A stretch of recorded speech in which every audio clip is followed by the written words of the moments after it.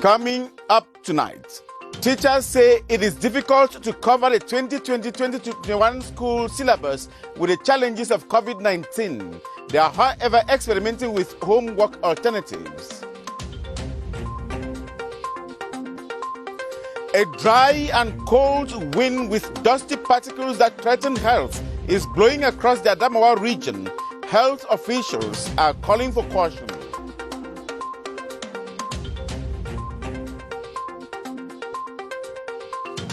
And civil society groups in Bamenda call on the population to stop listening to propaganda by protagonists of secession if they want peace to be brought back to their region. The details right now. Thanks for watching the 7:30 news on CRTV. I am Moki Edwin Kinzaka in Yaoundé.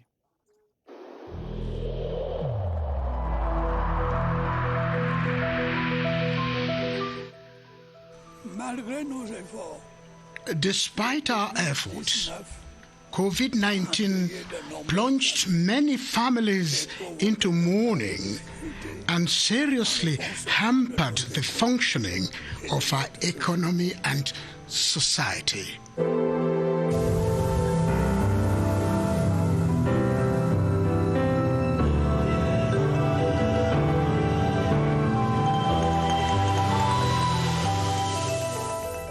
Some teachers in the country say the modification of the school calendar due to COVID-19 has made it challenging for them to cover the 2020-2021 syllabus. The tendency for many teachers is to rush over notes and meet deadlines, whether or not the children understand the lessons. We have details with Yoti Kaleli Songe. A peculiar 2020-2021 school year, yet with the same syllabus to cover, in a context where the workload for some teachers has increased due to the two-shift system. Rushing over notes could be an option to complete the assigned tasks, especially since they have to be done with the curricula by June 25. But the teachers say they are professionals and have opted for teaching methods wherein their pupils assimilate the lessons. We are trying to go at the pace at which the pupils will understand.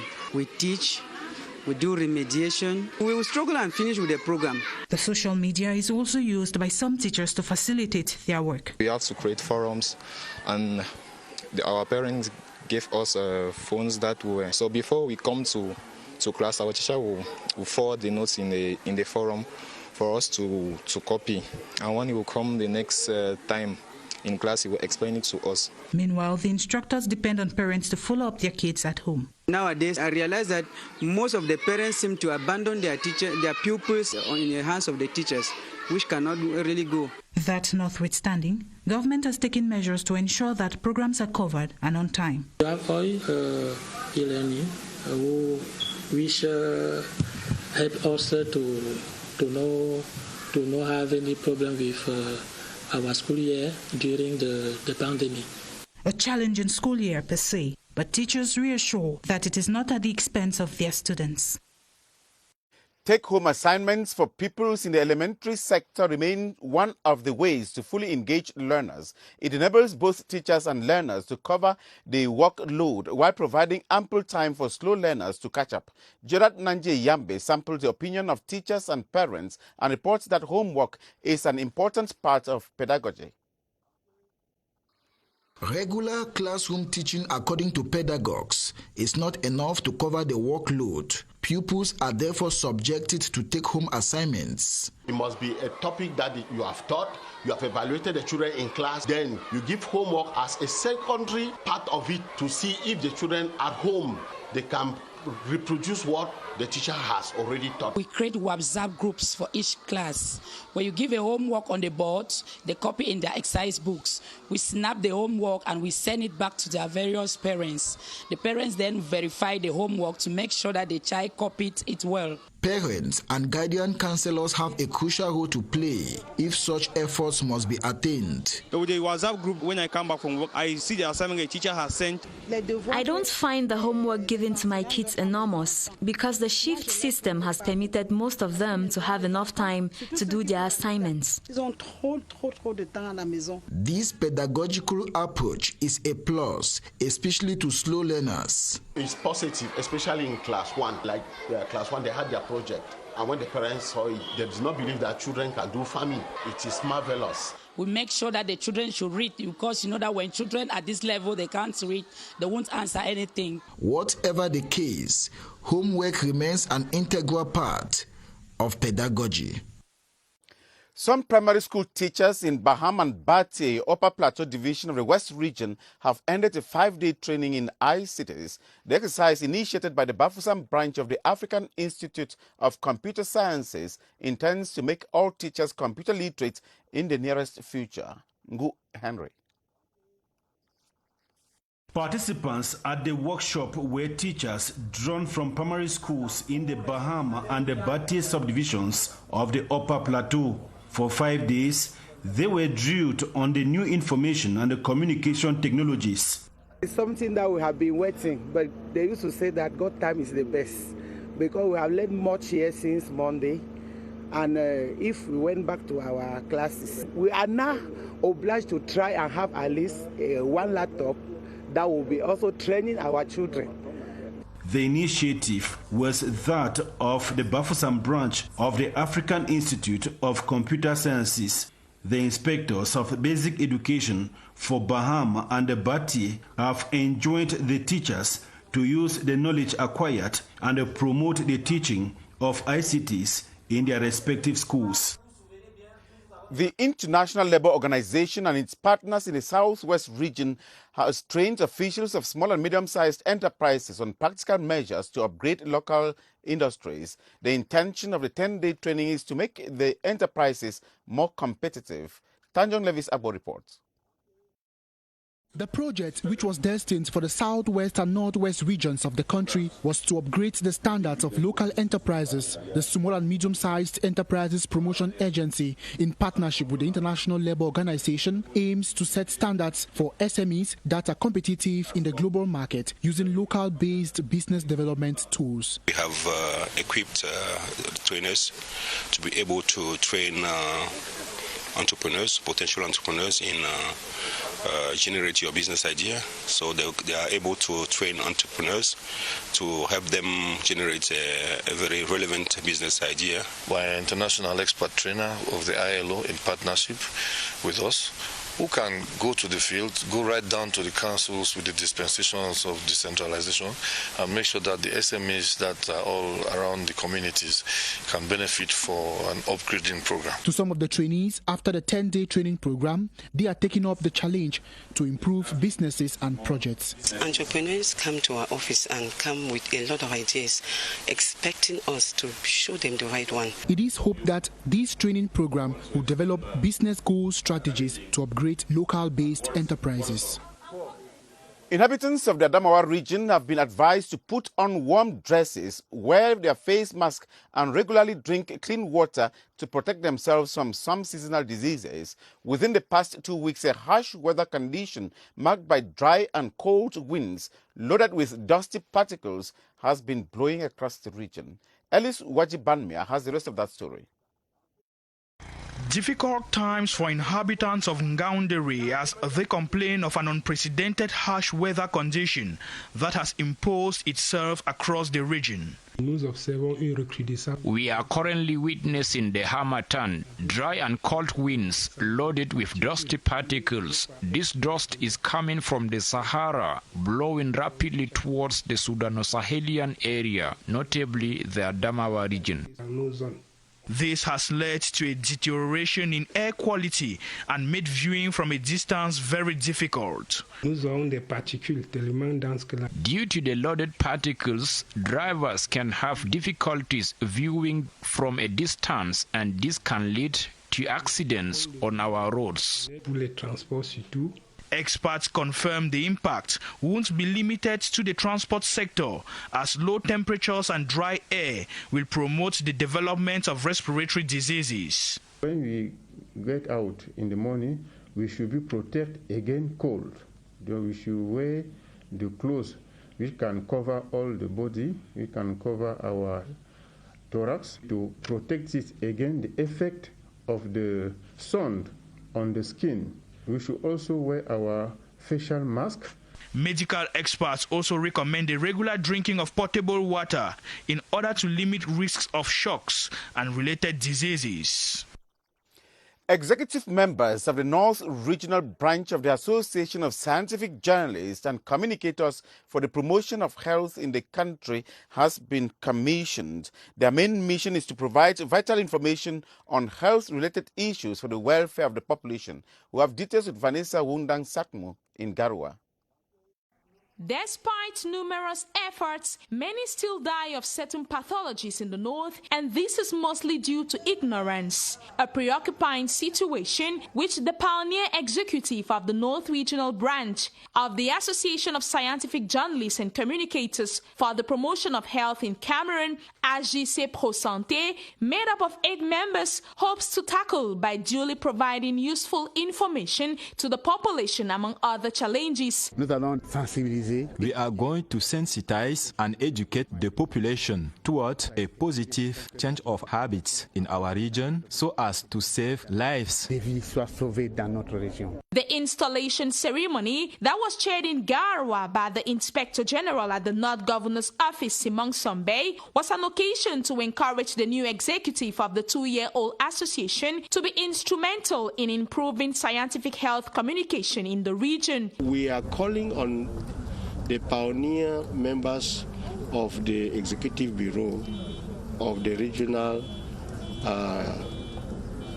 Bureau of this association to make it as a role model in clarifying any scientific concept that has been a problem for a common man. The overall objective is to improve access to healthcare services and boost the region's health system. You're watching the 7:30 News on CRTV. Thank you. Human error is the main source of road accidents in Cameroon, and the National Gendarmerie Road Safety Task Force says it is determined to make life difficult for delinquent users. This was the main mission all the different teams set out to achieve in the various axes this weekend. Kilian Dandifon followed the task force on the Yaoundé-Betua stretch and brought back this report. Midday Saturday, February 20, on the Yaoundé-Abongbang-Betua National Road Number 10, the National Gendarmerie Road Safety Task Force registered in 1.5 days 40 highway offences, mostly linked to human behaviour, not car documents. We are here since yesterday, and the most recurrent offences are disrespect of speed limit, overuse tires, and failure to put on seat belts. Yaoundé-Abongbang-Betua axis, which opens to Chad and the Central African Republic, witnesses high traffic of heavy-duty vehicles that orchestrate many accidents. Measures have been taken here for all the heavy-duty vehicles to be controlled. The National Gendarmerie Third Generation Monitor, Control and Punish Dynamic Road Safety Team is bent on making traffic flow uncomfortable for all delinquent road users. People in the Northwest region have been requested to stop complicity with protagonists of the ongoing socio-political crisis if they want a return to peace in that part of the country. This is the substance of an enlarged forum in Bamenda involving all the major stakeholders in the crisis. Eric Langmer Wufo reports that reflections also centered on reducing the burden of the conflict. They are seeking ways to protect the population who have been victims of acts of kidnappings, demand for ransom, killings and arson attacks on market and private structures during the ongoing socio-political crisis. Officials of the Community Initiative for Sustainable Development are concerned with the safety of the people. I was in Commission Avenue one day when they started firing. Immediately the first gunshot came out, everybody disappeared. I find myself in a strange land alone, nobody to help me. On reaching around Metakwata, the gun was coming behind and in front. I was confused. As I struggled to run, nobody to help me, I tumbled in the gutter. For them to reduce the impact of the crisis on them, they must be able to defeat fear. They must be able to shun complicity with conflicting parties. They must be able to be civilly responsible. They have requested defense and security forces to protect the population and also respect rules of engagement. In the meantime, they have also appealed to separatist fighters to stop torturing and targeting the innocent population.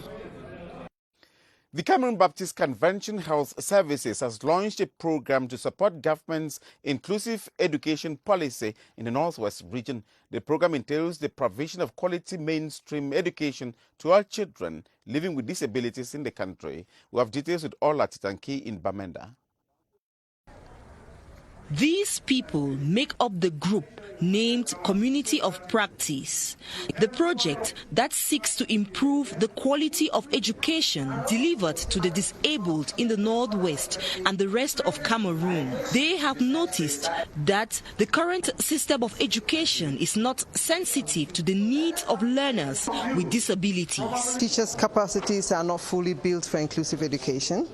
The curriculum for education in Cameroon is very rigid, very exam-oriented. For learners with vision disability in particular, there are no textbooks in Braille, there are no audiobooks. This community of practice will enable us to work together, to share knowledge, to share experiences, and that will enable us to ensure quality, inclusive education. The long-term goal of this project is to produce documented evidence on the best inclusive education practices, which policymakers can use to make adjustments with regard to stepping up the quality of teaching for disabled learners. Some 40 elders and deacons of the Église Presbyterian Camerounaise BMRC Emmanuel Parish in the nation's capital Yaoundé have been called upon to serve and not to be served. Reverend Dr. Tongo Jean-Marie made the call today during the consecration of the church leaders who underwent a 3-year training. Gerard Nanji Eyambe has the rest of that story.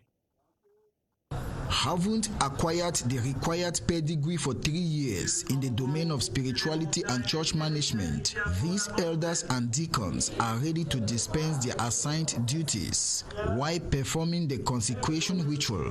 The preacher, drawing inspiration from 1 Peter chapter 5 verses 1 to 4, admonished the newly ordained to serve God with devotion. To suffer with Christ. The Christ gave his life to save us. They have to lead the people in the true way. Considered as an honor and a challenge, the consecrated church leaders are poised to match words to action.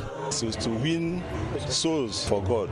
We have learned many things, like how to settle matters between parishioners, like how to bring peace to families.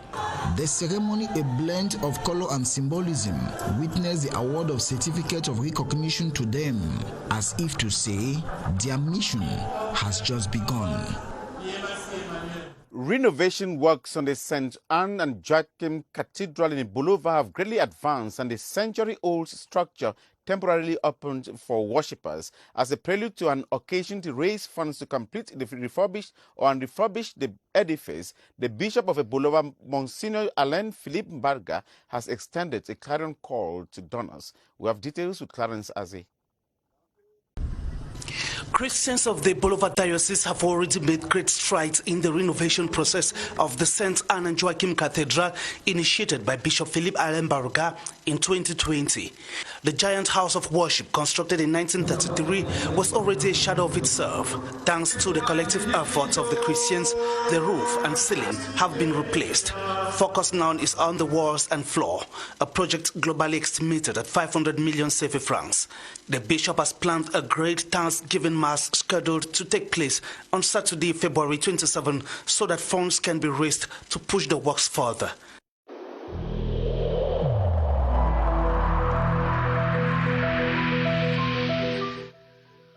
I urge you once again to put on your face masks, to wash your hands regularly, and to consult a physician or any other health personnel if you notice any symptoms. This is the only way to save lives and to curb the spread of the virus.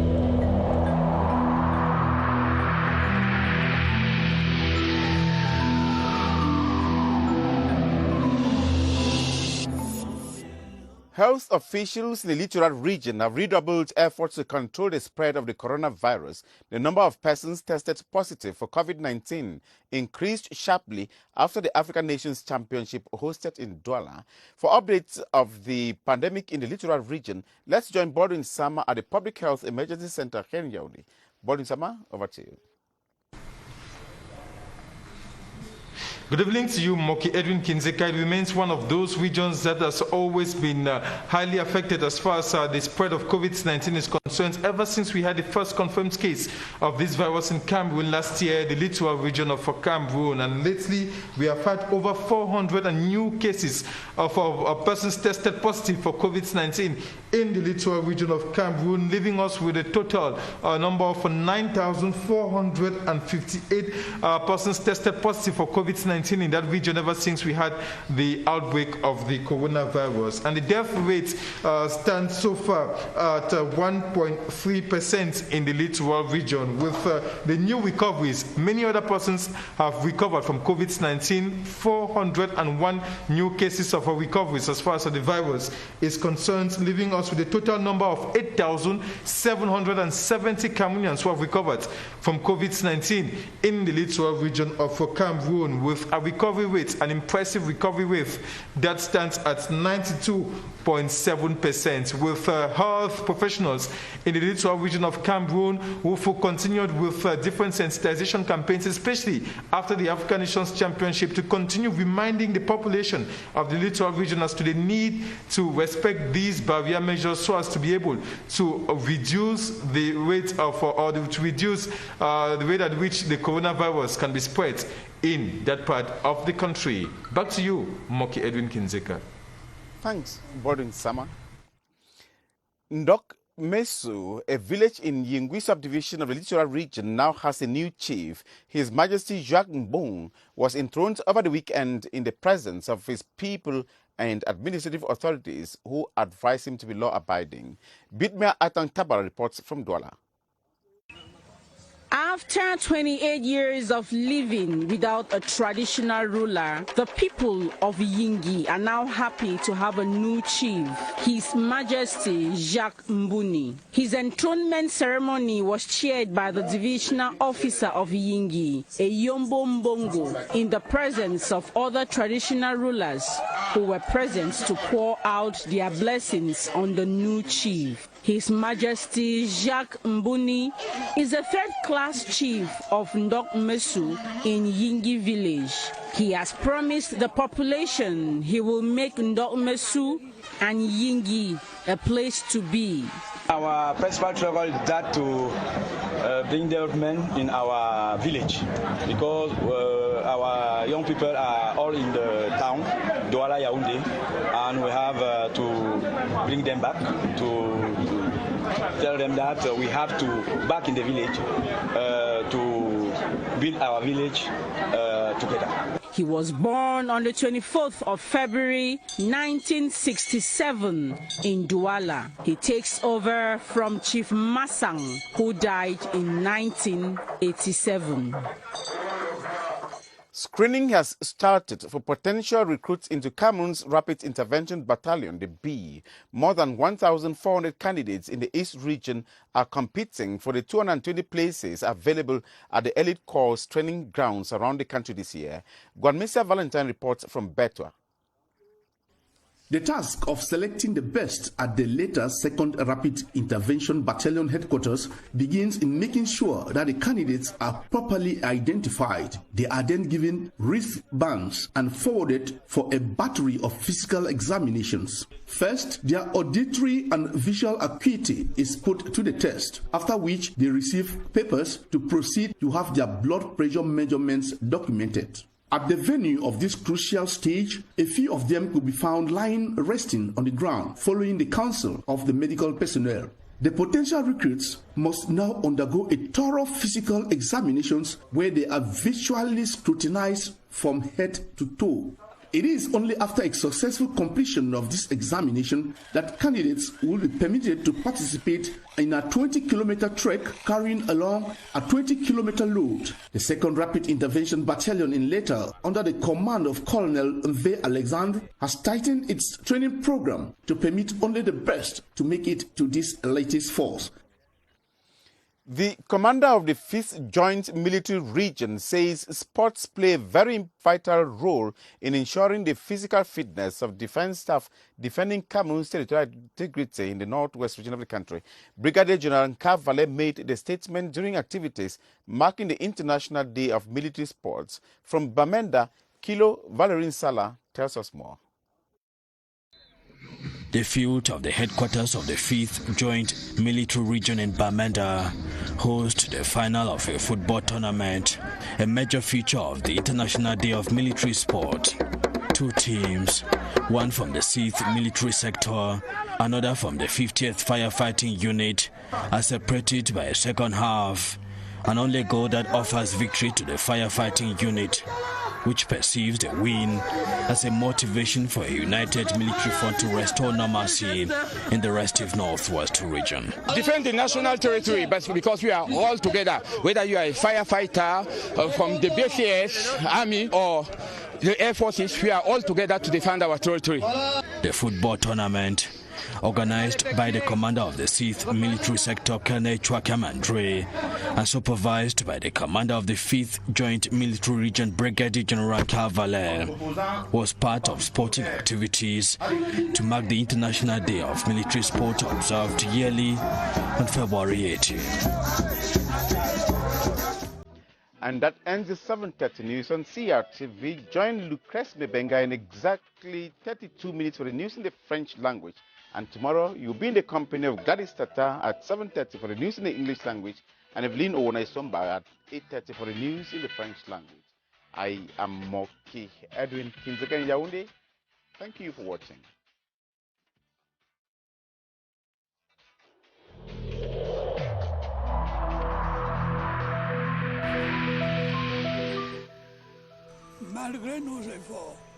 Despite our efforts, COVID-19 plunged many families into